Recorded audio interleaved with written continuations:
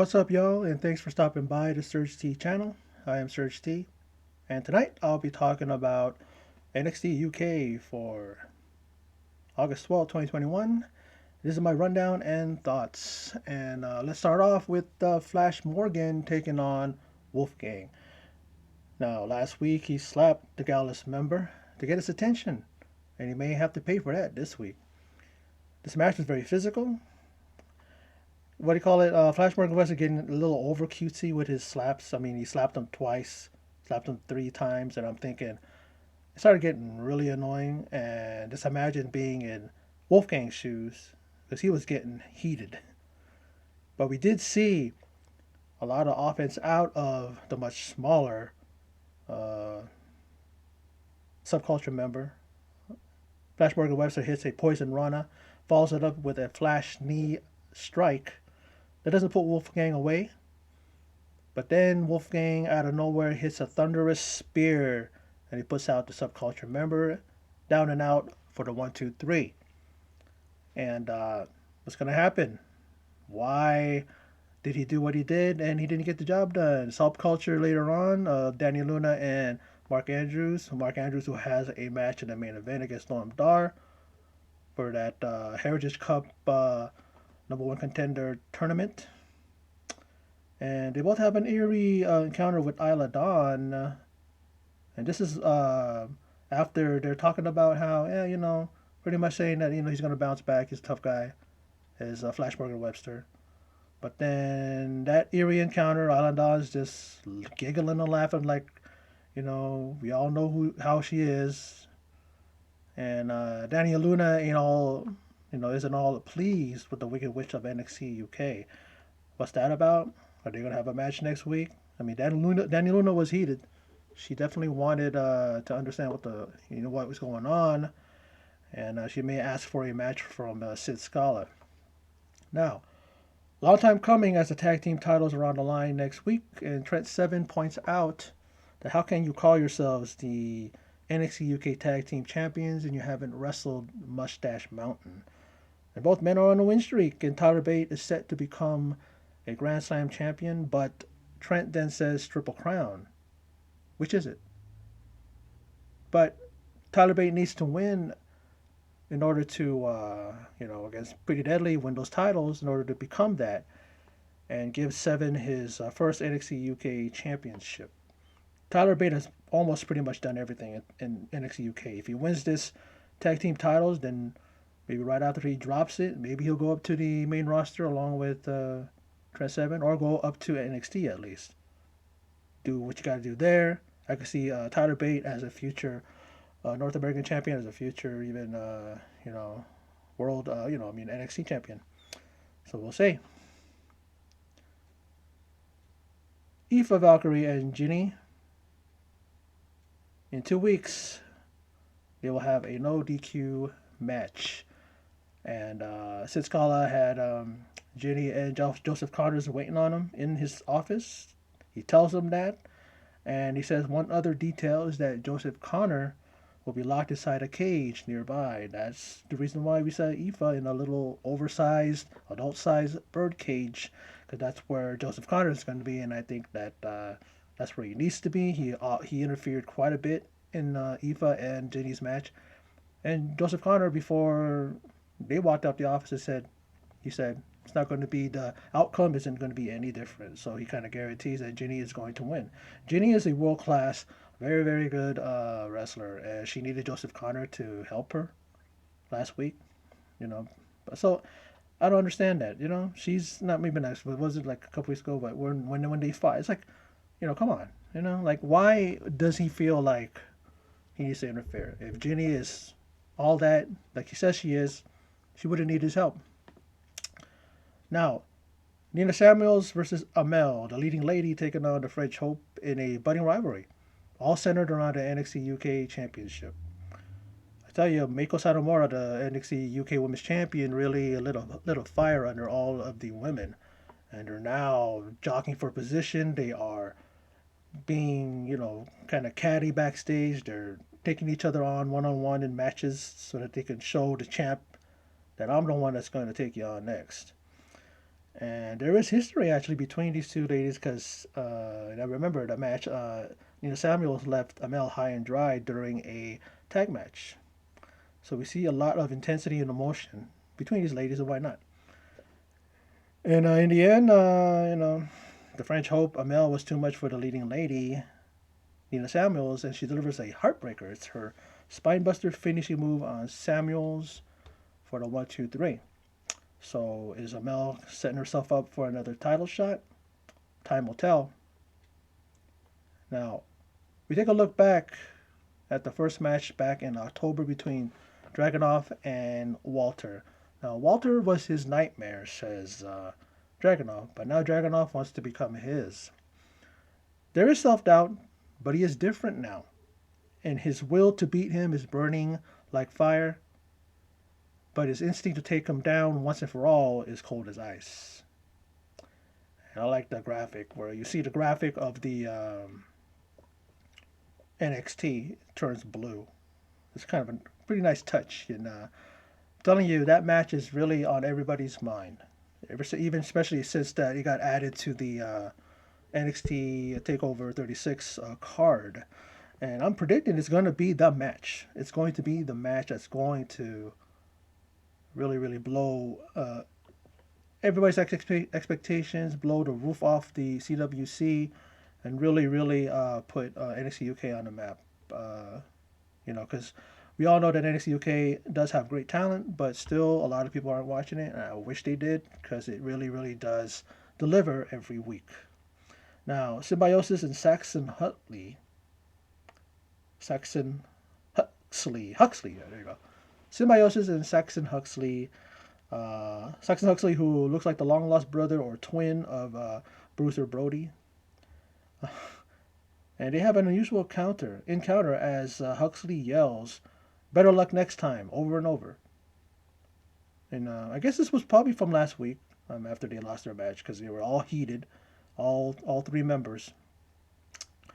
And Saxon Huxley, I don't know if does he factor into Symbiosis? Will he join them? You know, I think they could use him. The guy's pretty intense. The guy does remind me of Bruiser Brody. He has that over the top, just unpredictability that Bruiser Brody had.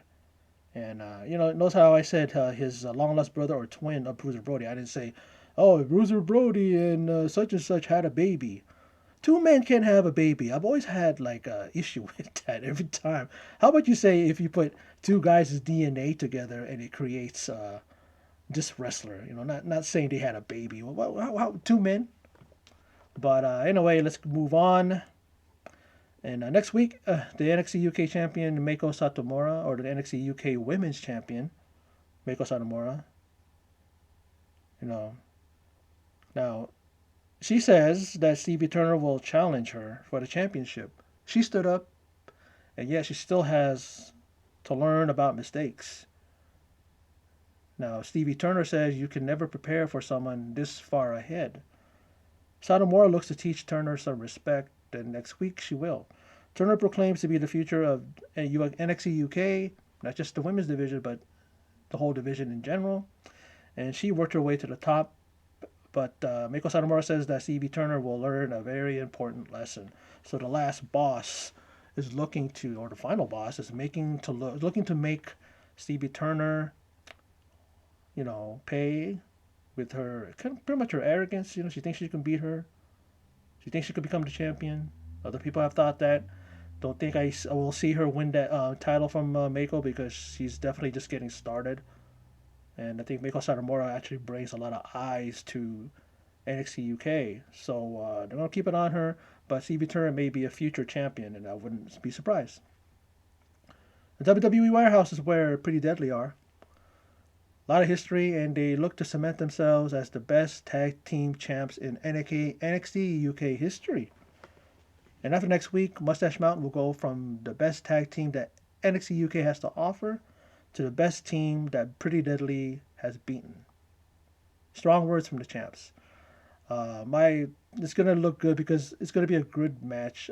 Pretty Deadly has proven that they can be very physical, that they can kind of definitely go toe to toe with Mustache Mountain, whose reputation precedes them. That they are a very pretty tough, hard hitting team, and Pretty Deadly I think is ready, and I think they're going to be able to go toe to toe to outlast them, and I think that they're going to retain the titles. I think that they got a pretty damn good team with them, and I think that Mustache Mountain really don't need another tag team title. They've already proven themselves, but it doesn't hurt to for them to become and actually win the tag team title, especially they haven't won these titles yet. So it'd be a good thing to kind of like add to their collection, if you will. And looking forward to that tag team title match. Now, next up is the opening match to find the next NXT UK Heritage Cup Challenger in this NXT UK Heritage Cup Challenger Tournament, I guess you would say. And it's Noam Dar versus Marc Andrews. But you see on the graphic that there are other matches. The bracket is set up and configured, and we see Kenny Williams he's going to take on Oliver Carter. Wolfgang will face Sam Gradwell. And finally, Nathan Frazier goes head to head with Tealman. The one match I'm looking forward to definitely is Wolfgang and Sam Gradwell. That's going to be a physical, hard hitting match. You know what Wolfgang does.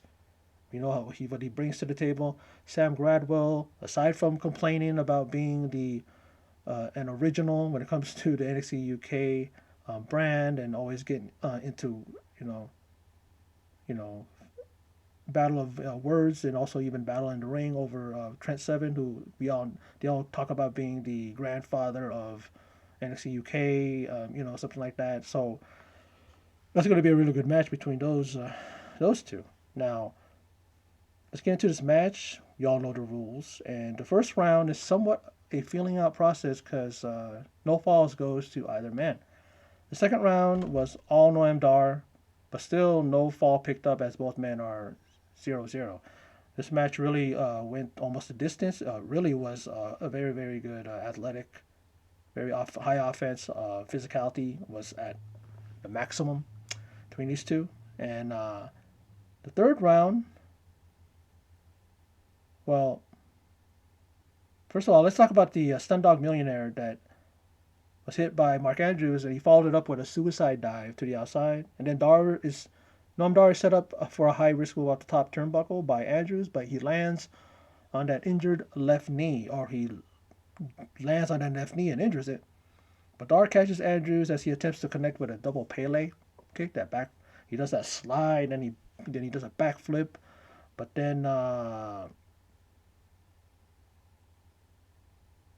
Noam Dar catches him, and he cinches in an ankle lock on that injured left knee and taps out Andrews and picks up the fall. He picks up the fall in the third round, and it goes up 1-0. Fourth round starts, and Andrews goes to work and injures Dar's left knee, and an attempted ankle lock is reversed into a roll up. And Andrews picks up a fall, and all is even up at 1 fall apiece. A very, very good match up to this point. And, just when you think, you've seen what you can see from these guys, it seems like they bring the best out of each other. They wrestled each other before. I believe it was to a no contest. That's when they were both on a stretcher at the end of the match, and they both put their peace sign up or their everything's okay sign. Both of them did it at the same time. So it really, really was even better probably than that match that they had previously. Now,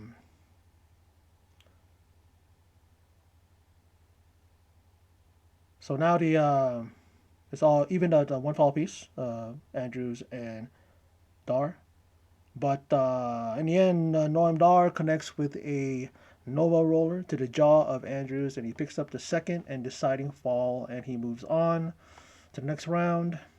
And he may be facing whoever is the winner between Kenny Williams and Oliver Carter because they are on that same side, the bracket wise. They might flip it around. They might, But I think if he's going with a traditional bracket, it'll be between whoever wins that match. That's going to be who he faces, and Noam Dar faces. But NXT UK was good. It was good. I enjoyed last week more better, but I'm telling you, NXT UK never disappoints me. I've said this in video time after time in my videos with in regards to NXT UK, I always talk about how much I enjoy this brand, and they're starting to lose people to NXT, and then from NXT to they go up to the main roster. But it seems like NXT UK always delivers with talent. I'm like, who's that? And then I see them perform in the ring, and I'm going, damn, pretty damn good. This goes to show that the UK representation when it comes to WWE, they got some great talent coming out of the UK. And Ilya Dragunov, he stopped by NXT, and he's there just to address the NXT universe and what he intends to do against Dragunov. I mean, not against Dragunov. Dragunov intends to do against Walter. I have a feeling that he's going to definitely win and defeat Walter, because he's a guy that, despite how much smaller he is, the dude is super tough. He's double tough. He will definitely be convincing as someone that can topple Walter because he's so damn tough. He took Walter to the limit. You see a clip when the match was over, the first encounter. Walter was so exhausted too. He was spent too, and he just, kind of brushed, Dragunov, and Dragunov's arm was on him. He went like this, and he just dropped back. Cause he really took it to Walter, and I think that he will win this title. And then Walter may go to NXT, and go after whomever is going to be the next, NXT champion. You know, So we'll see what happens with that, and the outcome of that match at NXT Takeover 36. Looking forward to it. As I know all y'all are. But that's my rundown of thoughts. My video for August 12th, 2021. Like I said, a very good edition of NXT UK. I always look forward to it.